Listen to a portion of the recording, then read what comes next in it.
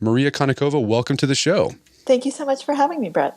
So your new book is called The Confidence Game, and it's all about con artists, fraudsters, scamsters, whatever you want to call them, and the psychological principles that underlie what makes scam artists able to do what they do. I'm curious, what set off the research into this book? Because you did a lot of research into this. I mean, was there like a scam artist you came across, or a scam were you scammed? And you're like, I need to figure out why I'm so predisposed to being scammed. What happened there? So I was actually one fine evening, I was watching House of Games, David Mamet's first movie, I believe. And Mamet is obsessed with cons and has explored them in lots of movies. But in this particular movie, the protagonist is a woman who is a professional woman. She has a PhD. She's a psychologist. She's just written this best-selling book. She's a really smart, sophisticated person. And she falls for this very elaborate long con. And she thinks she's one step ahead of the con artists the whole time, that she's kind of in on it. And it ends up that they anticipated that, and that actually she's not in on it at all. And she loses all of her money. She loses a lot of other things too. But at the end of this movie, I just thought, first of all, wow, what a different way of looking at the con, because normally you see these victims who are just saps, and this woman really was not. And then I thought, well, how does that happen? How does someone who's so intelligent, so savvy, and who knows so much about human psychology become a victim? And so I started trying to find a book that would explain it to me, and it didn't exist. So I wrote it. Well, there you go. I like that. And I think I've done that quite a bit too, where nothing's out there, so you got to find out on your own. Yeah. So you start off the book talking about what makes a con artist, right? The psychology of a con artist. And so you really present this very nuanced approach to it. Is a con artist something that you're born a con artist, or is it something that you develop over time, or is it a little bit of both? I think it's a little bit of both, and I think there's definitely a huge component of developing over time. So by a little bit of both, I mean that there are certainly predispositions. Not everyone will become a con artist, right? You can put a lot of the same people in a certain situation, and most of them will be just fine, and one of them will turn to the grift as a way out. And so that one probably had some sort of predisposition toward it. That said, in 99 other situations, he might have been just fine as well. And so I think what we need to understand, it's that con artists are made, really. It's predisposition, but it's predisposition that meets opportunity at the right time, at the right place, at the right point in the person's life. And I think the exact same person who could become a con artist or a perfectly functional and respected member of society, depending on how the chips fall. And by predisposition, what is it? Is it psychopathy, Machiavellianism, narcissism? I mean, what is that makes someone predisposed to perhaps being a con artist? Mm-hmm. So I talk about the dark triad, which is Machiavellianism, narcissism, and psychopathy. And I think any of those three, or any combination of those three, can give you the necessary predisposition. So by psychopathy, I mean the condition where you don't really experience emotions the way that other people do. You don't experience empathy. And that really makes you able to take advantage of people, because you don't feel bad for your victims. And you can't feel victims. The moment you do, you're no longer a good con artist. So that's one. Narcissism, because you have to feel like you're not just the center of the universe, but you deserve things. You have things coming to you. You really deserve to have someone else's money. You deserve to have their trust, their reputation. So it's this real sense of entitlement. And Machiavellianism gives you the ability to persuade other people to do things for your own end, directly from Machiavelli's The Prince, from the ideal prince, and how he's able to manipulate those around him. Right. And so in one situation, like if you're put in a certain environment, you might become a con artist, but if you have these traits, you could become an attorney, a politician. right? Absolutely. And marketing genius and advertising guru. Yep. Yeah. All respectable. Well, some people would say respectable. All legitimate professions. Right. So I'm curious if you came across this in your research. I don't remember reading this in your book, but we call scam artists con men. Are men more predisposed to be con artists than women are, or is it pretty cut down the line about the same? It's a really, really interesting question. And unfortunately, there hasn't been any systematic research into it. I will say that more of them are probably men than women. And I will say the reason I say that is because we know that some con artists are psychopaths, and we know that almost no psychopaths are women. It's fewer than 1% of psychopaths are female. And so that's just a really tiny, tiny percentage. So from that, you can make the assumption that there are more con artists who are male. And historically, we also have more examples of historical con men who are men, not rather than con women. That said, maybe the women are just better, so they're not getting caught. Because we know that some of the best spies in history, for instance, were female, are very good at a lot of these types of skills of deception and manipulation. Right. And as I was reading, the traits of a good con artist, and by good I mean they're good at conning, I was kind of uncomfortable because I felt like there was a very hazy line between being an emotionally intelligent person and being a good con man, right? The thing that really made, for example, you talk about the Q test. Can you explain what the Q test is? And I'll share the test that it was similar to that, but it gave a different outcome or a different interpretation. Sure. So that test was described by Richard Wiseman. And basically what it asks is that you put your index finger of whatever your dominant hand is, to your forehead, and you draw the letter Q. So I'm assuming now you've done it. And then you look, well, which way did you draw it? Is the tail facing to the right as you look at it, or to the left? So have you drawn it from your own perspective or from the perspective of someone who is looking at you? And what this test shows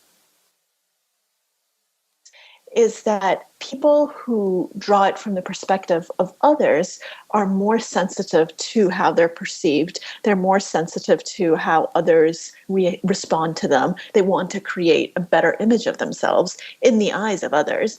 And so those types of people probably have a slightly higher tendency towards the types of things that go along with being a con artist. I'm not saying that they are con artists. I'm saying that they have some of those same underlying predispositions that make people want to deceive. Right. So when I read that, the version I heard was the E test, where you draw an E on your forehead, and if you do it in the way that, you write the E so that someone who's looking at you would see it as a forward-facing E, well, that meant, you're an emotionally intelligent person. You have empathy. Yes. Right. And so when I did that, I was like, because that's how I did. I drew it how they could see it. Right. And I'm like, wow, I'm an emotionally intelligent person. And then when I read about the Q test in your book and their interpretation, I'm like, wait, maybe I'm a psychopath and I'm possibly have tendencies to deceive. So, is that what you found when you're doing your research? There is sort of a blurry line between, are con men emotionally intelligent people or super emotionally intelligent people? Absolutely. Oh my God. Yes. So con men are people. And by the way, you can be incredibly emotionally intelligent and be a psychopath because you can understand people well enough that you don't experience emotional empathy, you experience cognitive empathy. And in some ways, cognitive empathy is actually stronger because you're really able to go into someone else's shoes. You're not blocked by emotion. Whereas the emotional intelligence, the emotional side of empathy, you often have things that stand in the way. And so good con artists are definitely people who are phenomenal at reading others. They can read the most subtle signs in order to take advantage of them. They need to be. They need to be extremely wonderful psychologists in a sense, because that's how they're able to find their victims, find the weak spots of their victims, and take advantage of them. Right. And we'll talk a little bit about how they do that in a little bit here. But before we get there, let's just talk about the mark, right? Us, who might possibly be getting scammed by the con artist. Why are we so bad at spotting liars and frauds? Like, we always think, like you were saying, like the lady who thought she was really smart and she was, she was ahead of these scam artists in the movie, but she really wasn't. And oftentimes the stories you share of the victims, like they never knew until the very end. And like some of these people are really smart, like they had double degrees, PhDs, and they still couldn't see that they were getting duped. Why are we so bad at that? Well, I think there are two reasons. Reason number one, it's actually more evolutionary advantageous to trust people than it is to spot deceptions, because deceptions often make society go round and function well. It makes us get along with others, because all of the little white lies that we tell each other are really essential for people to get along. If no one lied, and if you were able to catch everyone who lied, people would be so pissed off at each other all the time. It would not be a very pleasant place to live. So that's the first part of it. The second part of it is that we are phenomenally good at self-deception. So basically, the best con artists of all are ourselves, because we really are able to rationalize almost anything in order to fit with a certain image of ourselves. So a lot of people, even when they should see that they're being conned, they don't, because they don't want to admit that they could be so foolish. And so they rationalize away and they make up all of these excuses. And at the end of the day, they don't even realize sometimes they have been conned. A lot of people at the end will say, oh, I was just unlucky. They won't admit it even when they have the evidence right in front of them. Right. So I guess con artists are just taking advantage of this evolutionary, like they're evolutionary freeloaders in a way. I mean, kind of a way to describe them. They're taking advantage of the fact that most people are trusting. Yes, absolutely. I love how you organize the book, because you break it down to the different parts of a con. And I think it's interesting. I learned a lot about con artists, and it is sort of an artistry. There's like things that they pass on to one another, and they learn things, and it's sort of a system, and it is a techne, right? And they have different names for different parts of the con. So you break it down and you talk about the psychological biases that con men use or take advantage of in each part of the con. So you start off talking about the put up. What is the put up, and what psychological biases or psychological advantages that con men use to get the put up going? The put up is the first stage of the con, where you really profile and identify your victim. So in some ways, it's the most important part in order for the con to ultimately be successful, because if you choose the right victim and if you size your victim up properly, then you can really sell him just about anything. And so what you need to do, this is some of what we were talking about with empathy and with being able to really understand someone else, and not just understand them in terms of their personality, but emotionally, where they're coming from, what drives them, what they want, what their kind of deepest needs are. Psychics are really, really good at this, because they do something called the cold read, where they can look at you, they look at your body language, they look at what you're wearing, they look at things that you say, and they're able to tell you things that you don't realize you've given them the information to discern, because we are always throwing off cues without even realizing it. And so it's something very subtle. It can be something along the lines of, oh, you're from New York too, aren't you? Or you're not from New York either, correct? So it's the exact same sentence and phrased in a way where we will then tell them yes or no, and then they will use that information to get even more from us, and we won't realize that we gave it to them. So it's this beautiful dance where they're able to get so much from us that we don't realize we're telling them. And that's one of the ways that they're able to figure out, okay, what do you want? What can I sell you? Right. And they also, speaking of the psychics, it seems like they're also, by the nature of the profession, they're self-selecting the their marks, right? They're finding certain people who are probably more predisposed to being conned in the first place because they know something about that person already because they're coming to see a psychic, right? Absolutely. A lot of cons come with a pre-selection mechanism. So like the 419 scam, the Nigerian scam that you will see in your email, there's a fabulous inheritance if only you can just give them the small wire transfer fee. A lot of those have really bad typos, spelling errors, bad English, and you think, how in the world, doesn't this person know what a spell checker is? Well, here's the true answer is yes, they do. And they used to send very wonderful, literate emails. And the thing that happened is they got too many responses. And so then they had to really work hard to weed out the suckers. Now, it's such a poorly written email, only the true suckers respond. So it's a pre-selecting mechanism, so that they don't need to work nearly as hard. And so a lot of scams do have kind of one step beforehand where you're already selecting victims. And it doesn't even need to be like the Nigerian scam. It can be something like a catfishing sweetheart scam on a romance site. Well, by very virtue of signing on to a matchmaking site, you're already saying something about yourself. You're saying that you want a relationship, that you're lonely, that you want some sort of connection. So you're already self-selecting, in a sense, into a pool of potential victims. Gotcha. So after they've identified their mark, and I guess the con man is using their emotional intelligence and depthness to figure this out, how do they get the victim to start trusting them? Because, most people, they don't trust strangers right away. Even though we are a trusting species, we do put up a front for a little bit, but con men are somehow able to take down that guard. What exactly do they do, or psychological biases within us that they manipulate to bring that guard down? They do a few things. One that I think is quite easy to understand as well is their ability to fake similarity and familiarity, which are two of the markers that we use to try to figure out whether or not we like someone. And liking often comes right along with trusting. So first there's similarity, and that is how much does this person resemble me? And we tend to trust people who are more like us, and we tend to distrust people who are less like us. And this is a really, really ingrained way of looking at the world.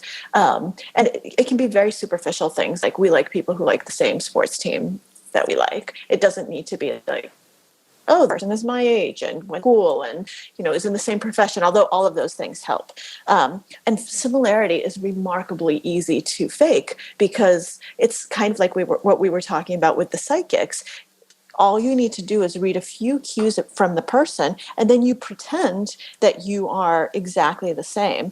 If you think about how many first dates seem very promising, and you initially have a very good relationship, and then realize, oh, this person isn't at all who I thought, because they were really faking that similarity. Well, a con artist doesn't need to do it for the length of a relationship. A con artist just needs a few good first dates in order to hook you, and that's quite easy to do.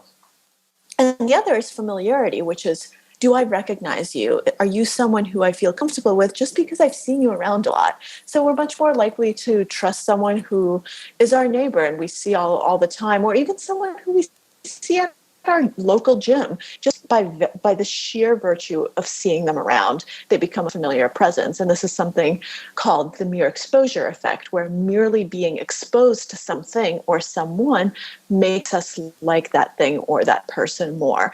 And so a con artist can do something like start dropping in at your local coffee shop and even saying hi to you on some mornings. And all of a sudden, you're much more likely to trust that person when they finally strike up a conversation, just because you've already seen them multiple times. So those are kind of very basic things that can happen in order to establish that baseline level of trust. Right. And as you're talking about that, it seems like this is very easy to do on the internet, right? Online.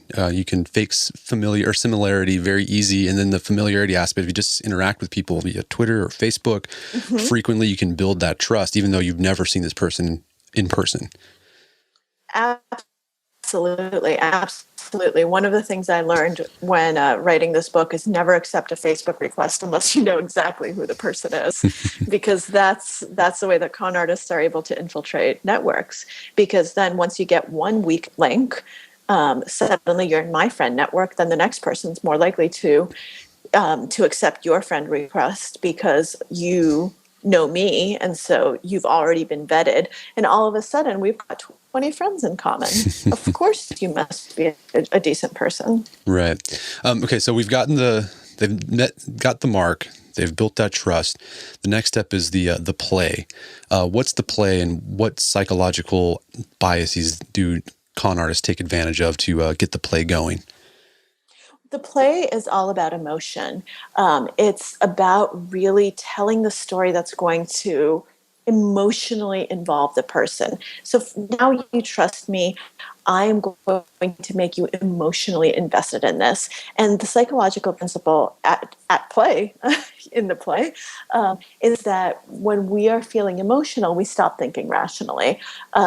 Emotion really clouds our judgment, and we make decisions that are much worse. In general, we just don't look at the world in the same way that we normally would. Our logic falls by the wayside, and that's the goal of this stage of the. So if you can get someone really hot and really riled up, then basically they stop thinking critically and they start believing what you say rather than questioning it. And it might be a question of telling a sob story, and they become very empathetic. That's basically, you have to be a storyteller, and a storyteller who's able to engage your mark's emotions, because the moment that the emotions are on high, that's when you have them. That's when they stop thinking critically. Right. And it's not just stories. I mean, some of them, like, I guess cults take advantage of this sort of thing too, right? They seclude people and just really get people thinking emotionally instead of rationally, right? They do all these sort of exercises to get people crying, yelling, doing all this stuff. Absolutely. Absolutely. I think that's a really strong technique. And it also makes them bond with the people that they're with rather than the outside world. So it's a two-pronged approach in that particular case. Right. And the stories don't even have to be, a sob story. I mean, I think you gave some examples of some cons of like stories about, buried treasure from a pirate, right? Or that, that, and people got really into it. And like, I guess they get really emotional about that because it plays on, I don't know, excitement, wonder, adventure. I mean, it doesn't have to be your typical emotional sob story to be a good play. Oh, absolutely. Absolutely not. It could be any sort of a good story that has an emotional component. And our emotions can definitely be engaged in any number of ways. And we need to be careful, not just when somebody gives you a story of, oh, I'm so sorry, I need to make it to my kid who's in the hospital. But, oh my God, this is so incredibly excited. I have just found this treasure and I'm going to share it with you. That's also a story, and that's also pretty emotional. Right. And as I was reading this, I was like, this is like what marketers do, right? Like they tell stories about brands. I'm like, again, like, are marketers con men? I mean, what's going on here? Absolutely. Absolutely. Well, it's a thin line. It's really a thin line between advertising, marketing, and cons. Right. Well, and speaking of the marketing tactics, you have the next section about the rope, and you go through a list of tactics that con artists used to get people hooked into the con. And I thought it was interesting. It's like, these are the same things that I've read about in like advertising books or marketing books, or like even like rhetoric, being persuasive when you're when you're speaking publicly. So what are some of the tactics used in the rope? I'll tell you about one of them, which I think is quite effective. It is the door in the face technique. And that is, first, you get someone to slam the door in your face. So you ask them for something outrageously big. And they obviously say no. They slam the door in your face. But then you probably feel really guilty because it doesn't make you feel like a very, very good person to slam the door in someone's face. And so the next time you come knocking and you ask them for something that seems much more reasonable in comparison, which, by the way, can still be a very big favor, but just compared to the first thing that you asked, it's quite reasonable. This guilty feeling person is going to say yes because they feel so bad for slamming the door in your face the first time around. And this is such a brilliant psychological maneuver, and it works beautifully. I've had it done on me, actually. I've realized in retrospect, where people have asked me to, like volunteer for a day with some organization. I don't even remember which organization. And I just couldn't do it because it was, a day of my time, and I just was in no position to say yes. But then when they asked me to then donate a piece of my writing, also for free, which I never do, I have a rule of never write for free, I did it because I felt guilty for not volunteering for a day. And that's classic door in the face. And con artists love doing this because we really don't want to feel guilty. It's a really bad feeling. And so we'll do almost anything to assuage our guilt. Right. So yeah, this is a very, I love this chapter. It's great for like being on the lookout for yourself. And then also I'm like, I don't know, I'm thinking like, how can I use this too to like persuade other people to possibly do things that they need to do for, if I'm a leader or a manager, and it's great tactics. Sorry, there's a lot to learn from con men, was one of the things I got from the book. Mm-hmm. So you talk about the tail, and this goes back to what you said earlier about human beings we're like the ultimate we're the best con artists, right? We convince mm-hmm. ourselves, we're good at self-deception. So the tail is the part where the con man, actually the con man doesn't do anything. The victim starts convincing themselves the plan is actually great. How does that happen, right? How does something that seems like, even if you're really smart or intelligent, how do you start convincing yourself that this actually, I could definitely make a lot of money from this, even though I know it's probably too good to be true? Well, because we are very, very good at, and I love that you phrased it the way that you did, because you just said it's probably too good to be true. And at this point, you have to remember that we've already gone through all the other stages of the con. So we already trust this person. We're feeling some sort of connection with them. We're already emotionally invested. And so we latch on to that word probably because we think, well, it's probably too good to be true, but probably, look, and in this particular case, I deserve it. And so we, instead of thinking it's too good to be true, start thinking, actually, no, it's not really too good to be true. I just deserve my lucky break. I've been working really hard for this.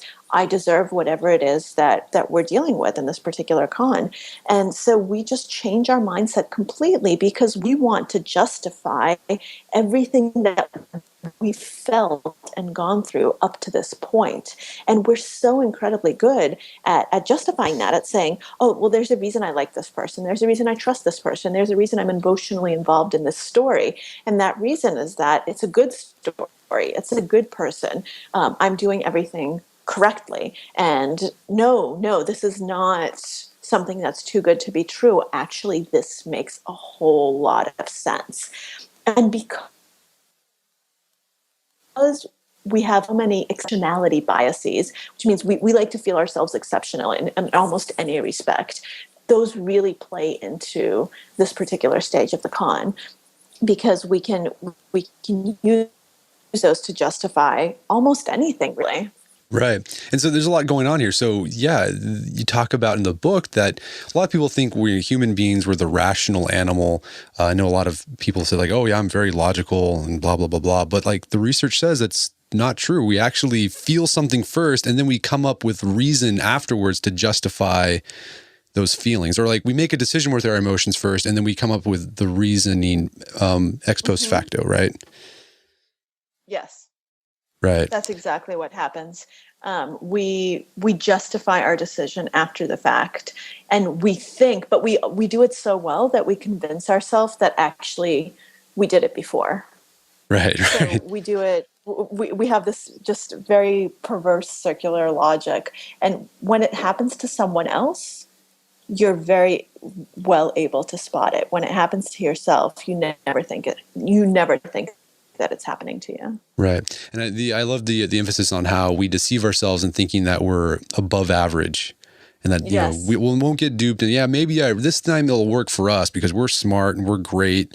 There's a name, it's like the Lake Wobegon effect. Is that what it's called? Or there's something else? There's another name for it. Lake Wobegon effect, yes. Right. Yeah, And there are lots of other names for it, but it all comes down to the same thing, which is there's also the very simple name for it is the better than average effect.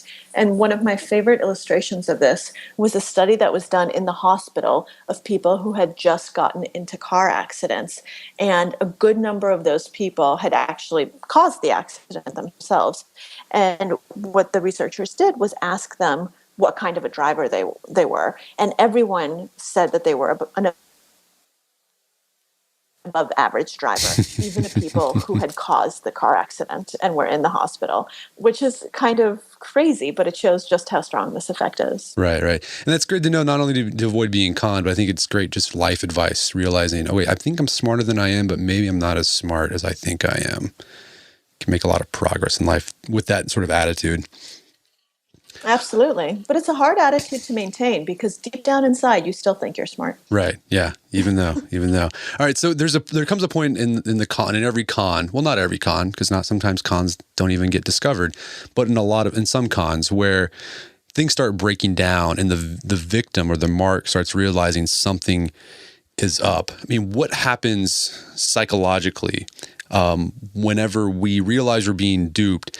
Is there do we suddenly see that there's a peripeteia where we're like, oh yeah, okay, I am being duped and I'm just going to stop doing this? Or is there something going on where we try to convince ourselves, well, no, maybe it's not as bad as we think we are and it's okay? Well, this is where that concept of cognitive dissonance really comes into play. And that means that as soon as we see red flags, it's much easier to dismiss the red flags than to admit that we've been wrong. And so that's exactly what we do. We engage in what's called dissonance reduction. We try to reduce the mismatch between what we think and the evidence that we're seeing. And we do that by saying this evidence doesn't make sense, by explaining it away. And so we see the red flags, but we say, oh, it's not actually a red flag. Look, doesn't it look pink to you? Oh, it's not even a flag. It's a handkerchief. It's a pink handkerchief. Okay, I'm good. And that's exactly what we do with all of the signs that we might be getting conned. And so a lot of people by the end of the con, so we're getting to the stage of the final stage of the con, a lot of people even then won't realize they've been conned because they were so good at reducing dissonance and at convincing themselves that no con is actually happening. Right. You gave a great example of, it was like the guy who did the first Ponzi scheme before Ponzi, right? The guy who started the investment fund. And even when people realize, I guess the law enforcement was in on it, they're closing the bank down, or his bank, quote unquote bank. And people are like, yeah, there's something's going on here. But he still had people coming to the bank and I want to deposit more money. He's a great guy. I mean, it was insane what happened. He even made more money while he was getting discovered that he was a fraud. Yes.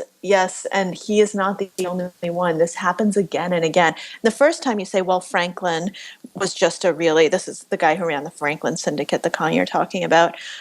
He must have just been a really, really good at this. And he was, don't get me wrong. But con artists tend to be very good at this.